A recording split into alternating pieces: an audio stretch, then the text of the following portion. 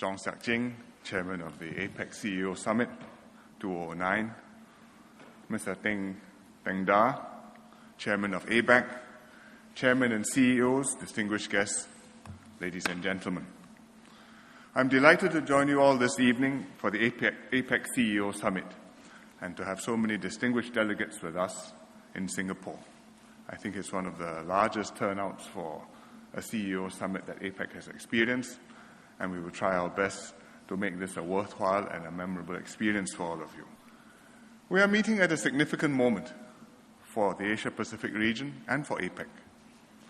First of all, this is the 20th anniversary of the organization of APEC, since the first meeting was held in Canberra in 1989 at Australia's initiative.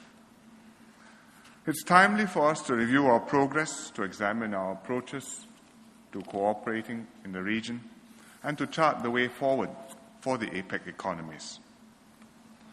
Secondly, this is a moment where the global economy is emerging from crisis, and the measures which the governments take in the next few months and years, and the reactions of corporations to the crisis and to the opportunities which are being created, will determine how quickly we recover and whether countries and economies can sustain our growth.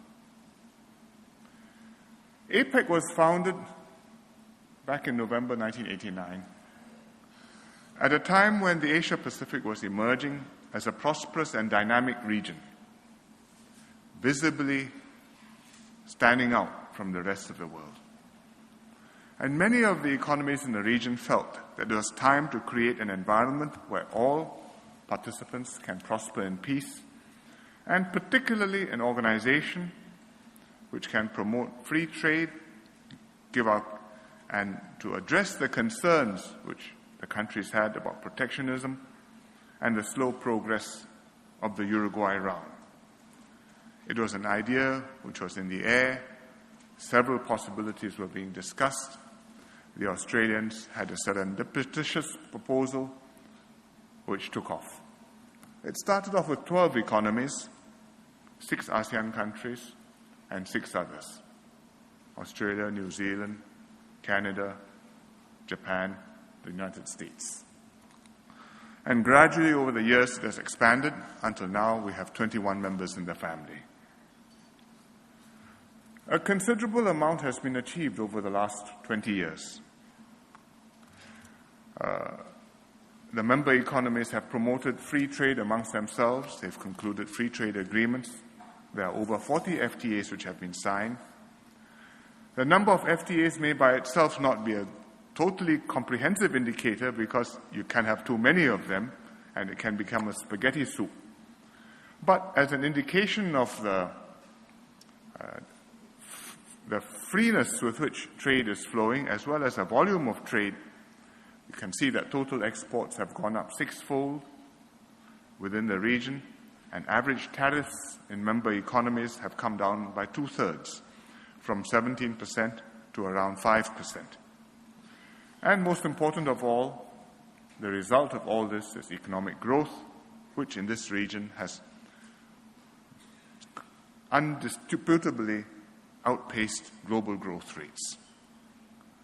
And in some member economies, there has been an astonishing rise in prosperity within 20 years, more than doubling or even tripling of their per capita GDPs.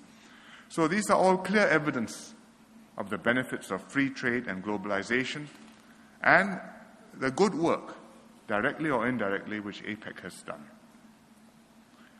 This last year, of course, has been a difficult one. APEC members have been affected by the global financial crisis like all other countries. Trade volumes have come down sharply.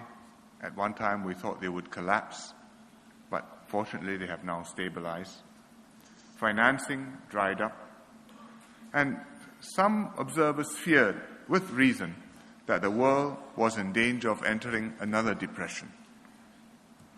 Fortunately, governments and countries took drastic steps to tackle the crisis. They restarted their financial systems, slashed interest rates to virtually zero, recapitalized the banks, undertook unconventional policies such as quantitative easing and central banks doing things never envisioned in their charters in order to come out from an unanticipated, unprecedented situation.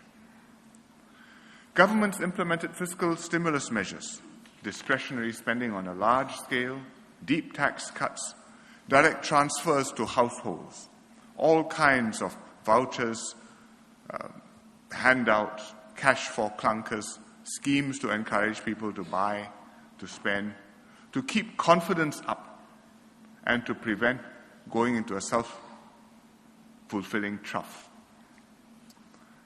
And so, there were also measures to restore confidence, signing swap lines between central banks, and the pledges by leaders, such as in the G20 group in London in April, to promote global trade and investment and to restore confidence, growth, and jobs, holding themselves up not to a legal commitment, but to a moral obligation and a reputational standing that this is what we all know we ought to do, and if we don't quite achieve this, we know we've fallen short of a desired standard of conduct and policy making.